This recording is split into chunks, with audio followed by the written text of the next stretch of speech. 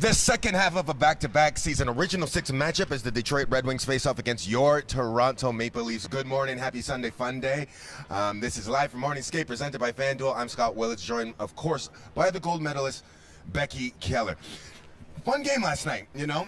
It's always interesting to see when a team clinches a playoff berth so early with like 8 games left in the season. They can just phone it in. You go into Ottawa. Ottawa's kind of battling it out a little bit. They want the game more than we do, but a very dominant and professional effort from the Toronto Maple Leafs. What did you take from the game? Well, yeah, and exactly what you said, where you go in, it's a road game. You go up against a team who is desperate for points. They're already playing essentially playoff hockey. I love that the battle that the Leafs had in the dominant, especially the dominant second period. I thought that was a good game for them. And, you know, you got to stay hungry going into playoffs. You know where you are, you know who you're playing, but you got to keep that effort and that fight alive. And that I thought, edge, right? Yeah, and I think that's what they did in that game. I also got to say a big shout out to Leaf Nation in Ottawa. I really think that kind of got to the boys' feet. Now, I think whenever you see a crowd that much Leaf fans in an away building, I feel like the players say, well, we got to put a performance on for them. Well, and that's what you love about Leaf fans is it's every building they go to. Now, not to that extent, but certainly you're right. You step on the ice, it's an away game, feels like a home game, and you want to put an effort forward for your fans. Speaking of a great effort in an away game, Ilya Samsonov, unbelievable last night.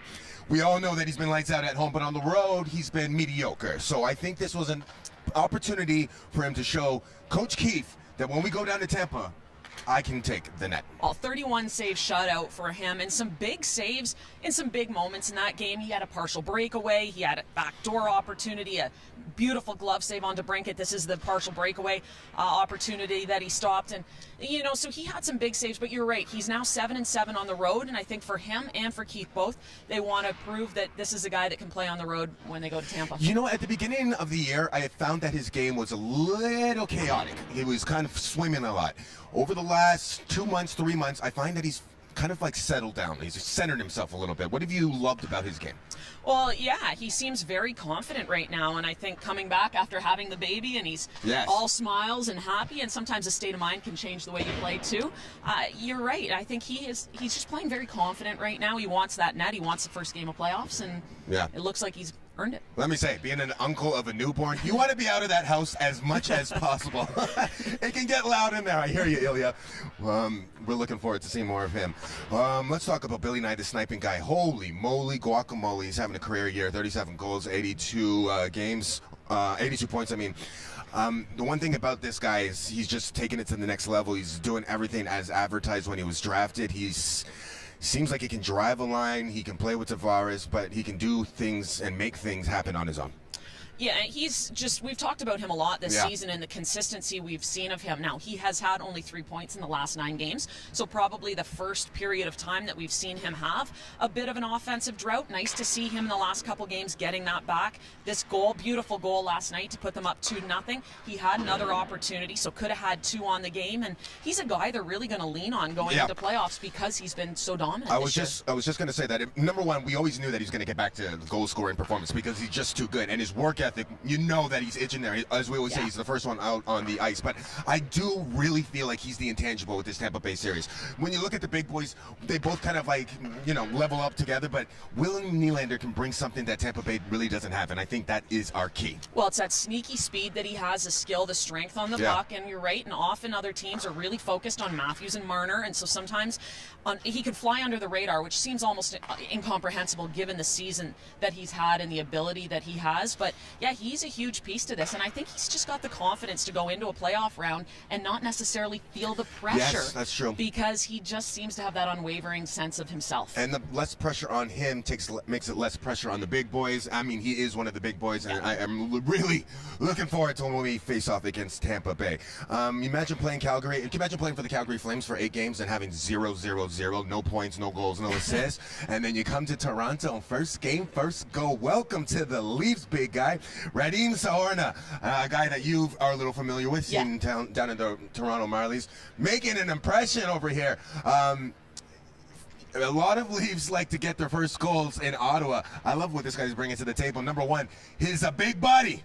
Yeah, 6'6". He's a big guy, so you expect him to be good along the boards and in the corner, but we saw that shot yesterday as well. He's only played 6 games here, even with the Marlies. He just came on. He was out for 4 games with an injury, so he's just come back for an injury, gets his opportunity. I mean, this is a guy that didn't even know where to go when he came into Scotiabank Arena the other day for practice, and right? So he's very new. Leafs Nation getting a first look at him, but definitely a guy that looks like he can fill a role when needed with his team. Yeah, he's got the wrong pass. He's got his Marlies pass still. I don't really know much about him. Is he physical? Is he one of those guys that's ready to get into the corners?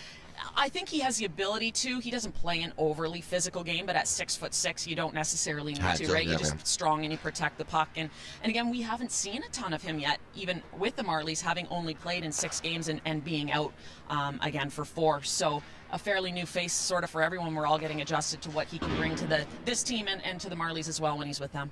Here's a joke question. Mitchie was quiet last night. You concerned? Not concerned at all, especially when he had that diving almost assist to Yarncroc. Beautiful play, and he's a guy that can just, he turns it on all the time and consistently good all the time. A quiet game from him, that's nothing. I know. Sometimes I'm like, Mitchie, take the night off, buddy. You don't need a point all the time. So that brings us to our FanDuel picks of the game. What is going to be the high-scoring period? What do you think, Becky? I got to go with 2 again. Yeah? I mean, second period was great for them in Ottawa. I'm going with the second period again. Yeah, I'm going to go with the first period. I love the first period. I think the boys, if they get until a hot start, then they're going to be like, all right, Sunday night, let's just take it easy and just relax. And do you think there will be overtime? No, I think they're going to finish this one off in regulation. I mean, they're playing a Detroit team that maybe isn't the hungriest right now, so hopefully they can put their foot on the gas right away and end it in regulation. Yeah, for a guy who works here, please no overtime tonight, okay? It's Sunday night. It's Sunday night. Let me just get home. Let's talk a little bit more about the Detroit Red Wings team. As we said, they're on the outside looking in. They're not going to make the playoffs, but they're still getting a good effort. In the last 3 games, they've won 2 of the last 3 games. 1-2 against the Leafs this year, so this will be the 4th and final meeting against Toronto. But we got to remember that the last time we played them, there was a 4-1 loss for us. So one of these trap games, or one of those games that you kind of skip over? Well, it's quite conceivable that the Leafs do, and I think that's what happened last time in the 4-1 loss. So you don't want to skip over this game. They've had some trades to try it.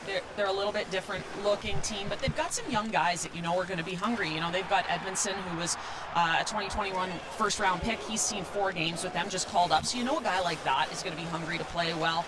Sider, who is in his sophomore season, hasn't been necessarily his best year, so he's going to be hungry to still prove himself. I think you're still going to see a team that puts an effort out against the Leafs, and they don't want to fall asleep on this one. I got to be honest with you. We're looking at these highlights. I love their retro reverse jerseys. I think those are one of the best in the league. I'm in St. Louis. You can't talk about Detroit without talking about the speedy American Dylan Larkin. He's always a threat on the ice.